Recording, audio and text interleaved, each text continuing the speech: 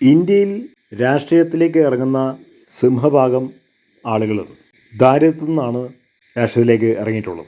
അംഗീകരിച്ചാലും അംഗീകരിച്ചില്ലെങ്കിലും വിശ്വസിച്ചാലും ഇല്ലെങ്കിലും. അതുകൊണ്ട് അവർ രാഷ്ട്രീയത്തിൽ ദീർഘനാൾ വർക്ക് ചെയ്തിട്ട് ഒരുപാട് പണം സമ്പാദിച്ചിട്ടുള്ള ഒരുപാട് രാഷ്ട്രീയക്കാരെ നമുക്ക് കാണാനായിട്ട് കഴിയും. അഴിമതി, സാമ്പത്തിക തിരിമറി, കുംഭകോണം, ഇതൊക്കെ പല രാഷ്ട്രീയ പ്രസ്ഥാനങ്ങളിൽ ചെയ്യുന്ന കാര്യമാണ്.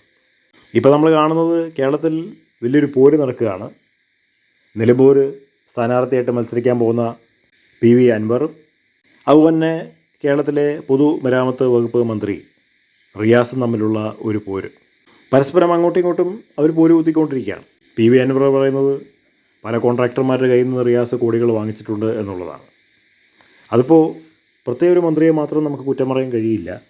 കാരണം എല്ലാ രാഷ്ട്രീയ പ്രസ്ഥാനങ്ങളുടെയും കീഴിലിരിക്കുന്ന എല്ലാ നേതാക്കന്മാരും അവർ പ്രത്യക്ഷമായും പരോക്ഷമായും പണക്കാരുടെയും പൗരപ്രമാണിമാരുടെയും കയ്യിൽ നിന്ന് ഒരുപാട് പൈസ വാങ്ങാറുണ്ട്. കാരണം അവരുടെ ഏക വരുമാനം അതാണ്.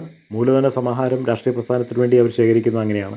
അങ്ങനെ ശേഖരിക്കുന്നതിലൂടെയാണ് ആ രാഷ്ട്രീയ പ്രസ്ഥാനത്തിൻ്റെ പല കാര്യങ്ങളും അവർ നേടിക്കൊടുക്കുന്നത്. അവർ തിരിച്ച് ആ പൈസ കൊടുത്തവർക്ക് ഒരുപാട് ഉപഹാരങ്ങളും അവർ കൊടുക്കാറുണ്ട്. അപ്പോൾ പരസ്പരം കുറ്റം പറഞ്ഞിട്ട് കാര്യമില്ല. ഒരാൾ മറ്റൊരാളെ കുടുക്കിയിട്ട് നിങ്ങളുടെ കാര്യങ്ങളൊക്കെ പുറത്തു വിടുമെന്ന് പറയുന്നതിൽ ഒരു അർത്ഥവുമില്ല. കാരണം എല്ലാവരും പ്രത്യക്ഷമായും പരോക്ഷമായും ഇത് തന്നെ പരിപാടി. പൈസ കൊടുത്ത വാങ്ങാത്ത രാഷ്ട്രീയക്കാരില്ല.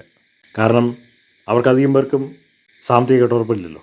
അതുകൊണ്ട് PV അൻവർ റിയാസിനെ കുറ്റം പറയുന്നതും റിയാസ് PV അൻവറിനെ കുറ്റം പറയുന്നതും മൗഢ്യമായിട്ടുള്ളൊരു കാര്യമാണ്. അത് വില പോകാത്തൊരു കാര്യമാണ്.